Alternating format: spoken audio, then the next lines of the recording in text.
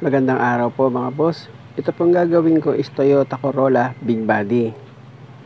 Ang gagawin ko lang naman po dito is change oil.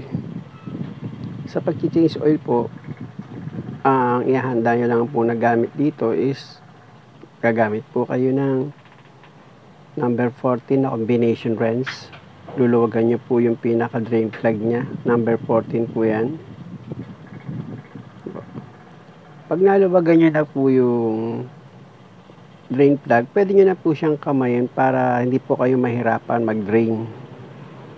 Hindi po kumalat yung langis. Makokontrol nyo po kung saan nyo po itatapat. Ayan po. Tatanggalin ko na po yung drain plug.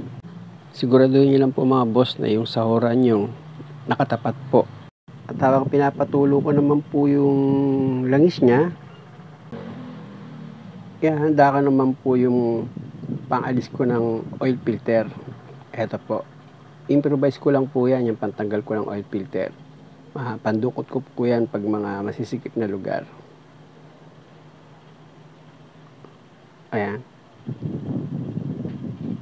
Ayan po yung pinaka oil filter wrench ko. Kaliwat kanan po ang pihit niyan mga boss. Yung gawa kong yan na oil filter wrench. Pag luluwagan niyo po yung oil filter, lagi pong tatandaan, lagi pong pakaliwa. Pag luluwagan niyo siya. Ito namang Toyota Corolla, hindi naman po masikip yung ano niyan yung lugar niyan para magtanggal kayo ng oil filter. Maluwag din yan. Pag naluwagan nyo na po siya, pwede nyo na pong gamitan ng kamay para matanggal nyo po yung oil filter. Ayan po. Siyempre, pag natanggal nyo po yung oil filter, lagi nyo po tatandaan mga boss na dapat lagi nyo siyang lilinisan yung pinaka-base bago nyo ikabit yung bagong filter. Ito po yung bagong filter nya. Ang part number po niyan is C110. Ayan po. Ayan po yung bagong oil filter. Pag ilalagay nyo na po itong bagong oil filter, huwag nyo pong kalilimutang lagyan ng kahit kaunting langis sa pinaka-o-ring nya.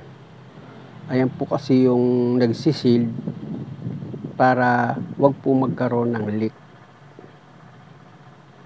At sa pagkabit po ng oil filter mga boss, huwag nyo po masyadong hihigpitan kasi yung o-ring po niyan natutupi. Yung tamang higpit lang po. Ako hanggat maaari, kinakamay ko yan Kaya lang kung pinapakita ko po sa inyo yung tamang pagkabit, siyempre gagamit po ako ng oil filter wrench. Kasi ba mamaya yung lakas nyo po, hindi po akma dun sa oil filter, tatagas din po yun. Kaya papakita ko po naman po sa inyo kung bakit kailangan gamitan ng wrench. May mga oil filter wrench kasi na ginagamit dyan. Pero kung malakas po yung gripping mo, sir, pwede nyo pong gamitan ng kamay lang. Yung lakas nyo. Ayan. Tayo, dahan-dahan ko lang ang hinihigpitan. At pag okay na po at wala nang tumutulo sa pinaka-oil pan nya, lagyan nyo po ng gasket maker yung drain plug. Ayan, may gasket maker po yan. Tsaka nyo po ilagay na.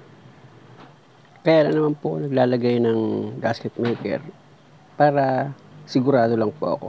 Actually, yung drain plug po, meron naman po yung gasket or washer na protection niya para wag talagang tumulo.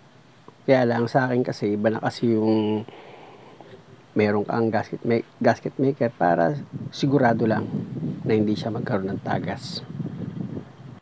At pag okay na po, nakikita nyo na po lahat, yung oil filter, tsaka yung drain plug, pwede na po tayong magsalin ng langis.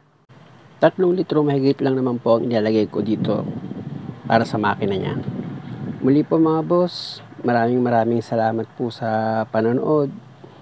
Sana po meron po kayong natutunan kahit kaunti lang.